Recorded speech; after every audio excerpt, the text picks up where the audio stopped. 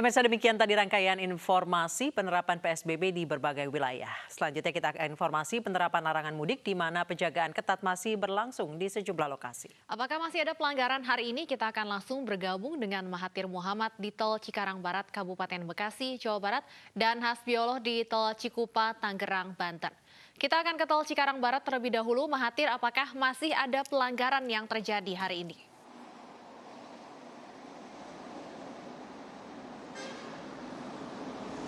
Mahathir. Ya, Anissa dan Stefani, memang sejumlah pelanggaran masih ditemui di pos penyekatan Cikarang Barat di kilometer 35 tepatnya. Sebanyak 64 kendaraan memang pada hari ini sudah diarahkan keluar Jakarta atau diarahkan ke pintu eksis dari tol Cikarang Barat 3. Memang kalau kami rincikan sebanyak 33 kendaraan pribadi dan juga 31 kendaraan umum yang melakukan pelanggaran. Berbagai macam pelanggaran dan berbagai macam alasan ditemukan oleh petugas di Lantas Polda Metro Jaya, seperti kendaraan pribadi yang tidak melengkapi surat tugas atau tidak menaati peraturan PSBB, tidak menggunakan masker atau melebihi kapasitas 50%, dan juga kami melihat ada beberapa mobil jasa travel ini yang memang harus dikeluarkan yang ketahuan membawa penumpang menuju arah Jawa Tengah maupun Jawa Barat. Namun dibandingkan pada Selasa kemarin, pada hari ini memang mengalami penurunan hingga 60% menurut penuturan dari pihak Jasa Marga di pos penyekatan Cikarang Barat 3. Dari jumlah Selasa kemarin memang tercatat ada 155 kendaraan yang sudah diarahkan keluar ke tol Cikarang Barat 3. Dibanding hari ini memang hanya tercatat 64 kendaraan saja. Ini memang terpantau dari jam 6 pagi hingga jam 6 sore terpantau di jam yang sama. Sehingga memang dari Lantas Polda Metro Jaya tetap terus menghimbau kepada masyarakat untuk menaati peraturan pemerintah. Memang menariknya adalah ini masyarakat berarti sudah lebih menaati dan juga lebih menuruti dari pemerintah untuk tidak mudik di Lebaran tahun 2020 ini. Dan kalau situasi dan kondisi saat ini di ruas tol Cikarang Barat, volume kendaraan juga jauh lebih menurun dibanding kemarin atau hari-hari sebelumnya. Kami memang kurang lebih sudah memantau dari siang hari tadi hingga pada sore hari ini.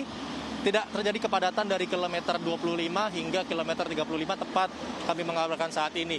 Dibanding hari-hari sebelumnya memang pada sore hari ini selalu terjadi kepadatan apabila memang nantinya dari Lantas Polri harus memberhentikan kendaraan dan memeriksa kembali apakah kendaraan itu ketahuan nantinya akan berangkat mudik atau tidak. Namun kalau kondisi saat ini, kondisi cuaca ini di tol Cikarang Barat 3, kondisinya dengan cuaca itu intensitas hujan sedang. Jadi nantinya dari Lantas Polda Metro Jaya juga menghimbau kepada seluruh masyarakat, khususnya pengendara, nantinya untuk bisa berhati-hati apabila nantinya terjadi hujan yang cukup deras, dan khususnya untuk kendaraan-kendaraan yang nanti akan melintas dari arah Jakarta menuju arah Cikarang Barat 3, untuk bisa memerhatikan beberapa jalur.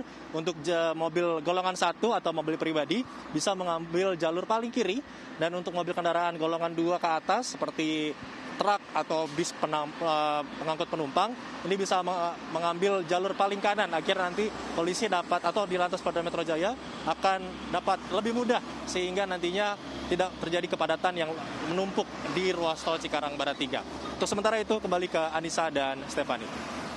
Baik, dari Cikarang Barat kita menuju ke Tol Cikupa. Hasbi, apakah hari ini terpantau masih terjadi pelanggaran larangan mudik di sana?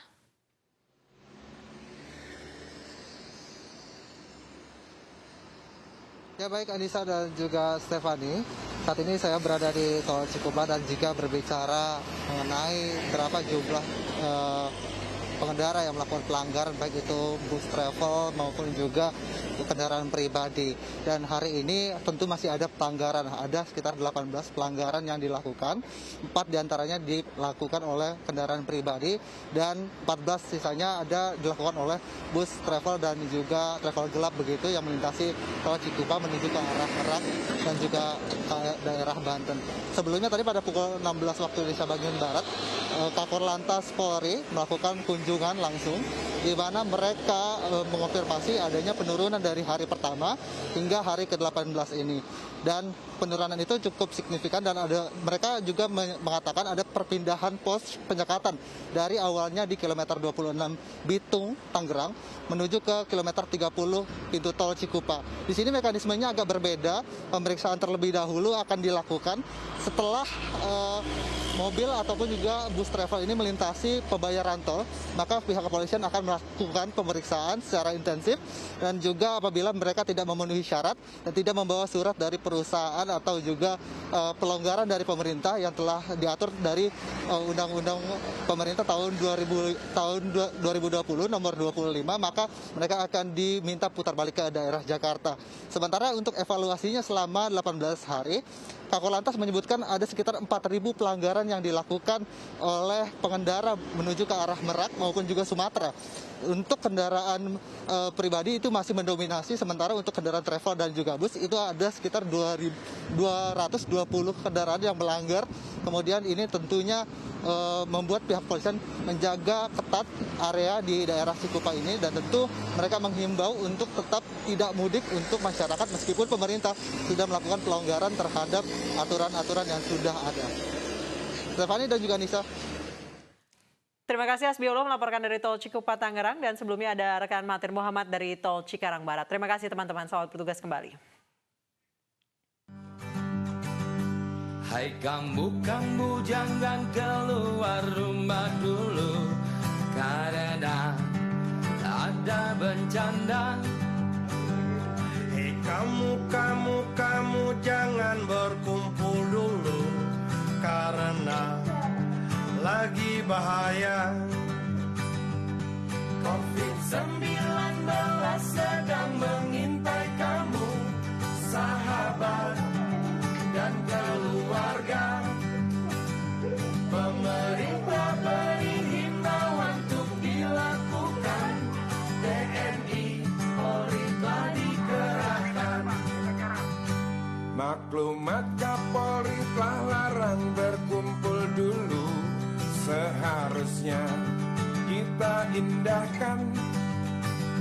Petugas kesehatan bekerja tanpa lelah, semangat kami doakan. Mari kita semua bersatu untuk hentikan bertambahnya jumlah penularan, sampai normal lagi Indonesia bahagia. Sabarlah di rumah saja, pakai masker, cuci tangan, sayangi diri, mending di rumah aja.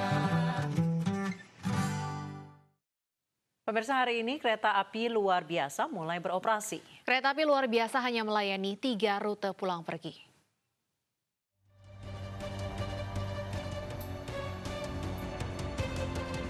Hari pertama beroperasinya kereta api luar biasa, tidak banyak penumpang yang menggunakan transportasi ini. Kereta api luar biasa atau KLB memang hanya layani penumpang khusus dan bukan untuk mudik.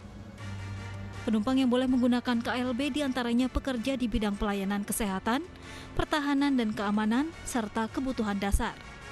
Selain itu, penumpang dengan perjalanan darurat karena sakit atau keluarga yang meninggal juga diperbolehkan. Penumpang datang ke stasiun untuk melakukan reservasi atau pembelian tiket dan diharuskan menunjukkan dokumen-dokumen sesuai dengan yang dipersyaratkan oleh surat edaran gugus tugas, diantaranya dokumen yang menunjukkan negatif atau bebas dari COVID-19, adanya juga surat tugas dari instansi terkait, dan dokumen-dokumen penunjang lainnya yang akan diverifikasi oleh satuan tim gabungan yang ada di stasiun tersebut. Kereta api luar biasa hanya layani 3 rute pulang pergi, yakni rute Jakarta-Surabaya lintas utara. KLB berangkat dari Gambir dan akan berhenti di stasiun Cirebon, Semarang, Tawang dengan tujuan akhir Surabaya Pasar Turi.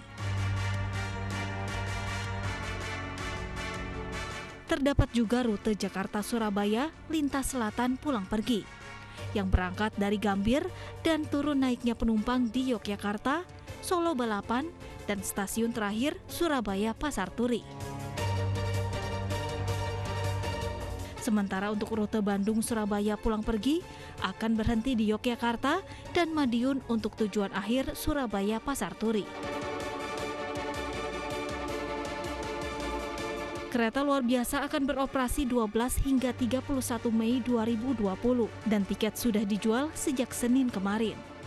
Calon penumpang hanya bisa membeli tiket di lokasi stasiun keberangkatan dengan membawa sejumlah persyaratan. Tim Liputan iNews melaporkan. Satpol PP Kecamatan Tanah Abang menutup lapak pedagang yang nekat berjualan di tengah pandemi. Setelah ditutup, pedagang nekat kembali berjualan.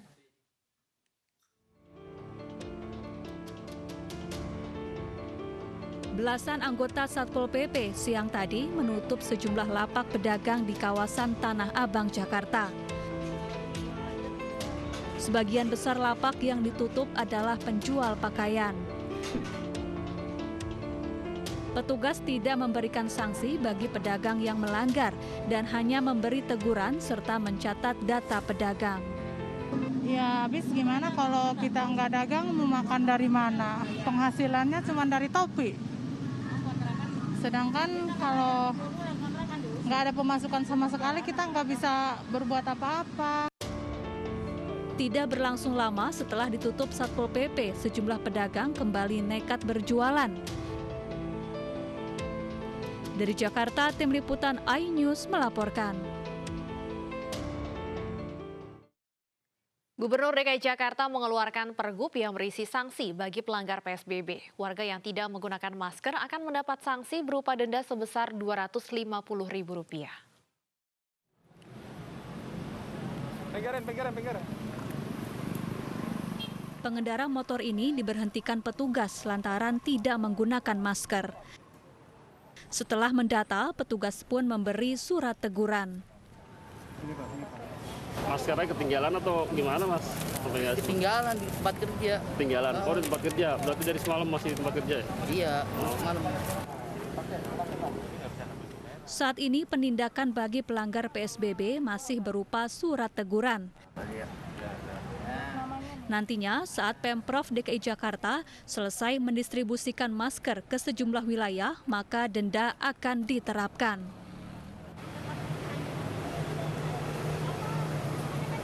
Jadi kalau ada warga yang tidak punya masker, bisa datang kelurahan untuk minta, akan diberi.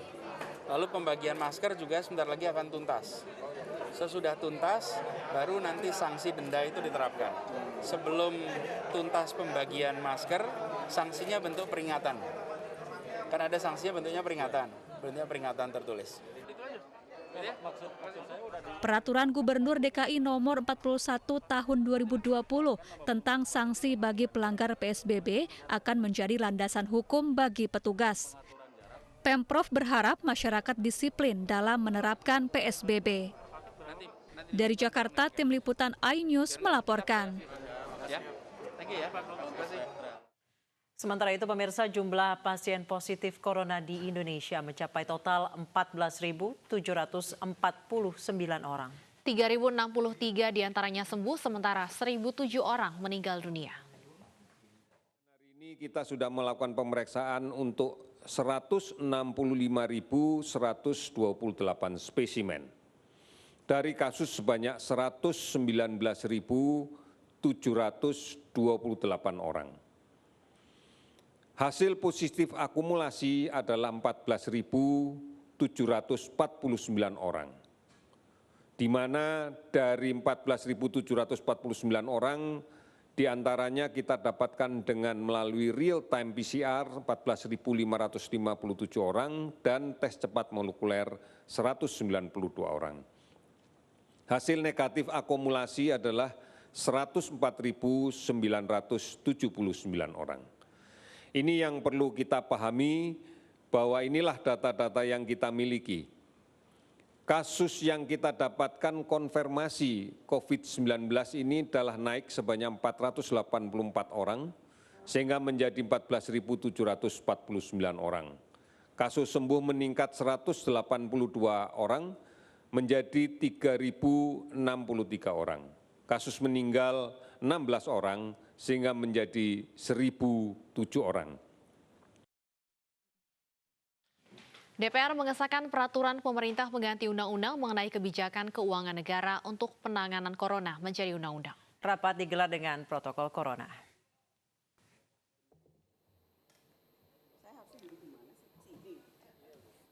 Rapat dipimpin Ketua DPR RI Puan Maharani dan diawali dengan pemaparan pandangan dari masing-masing fraksi atas rencana pengesahan Perpu Corona menjadi undang-undang. 8 fraksi di DPR menyetujui pengesahan Perpu Kebijakan Keuangan dan Stabilitas Keuangan Negara menjadi undang-undang, kecuali fraksi Partai Keadilan Sejahtera. Hari Selasa tanggal 12 Mei 2020 dan kami nyatakan terbuka untuk umum.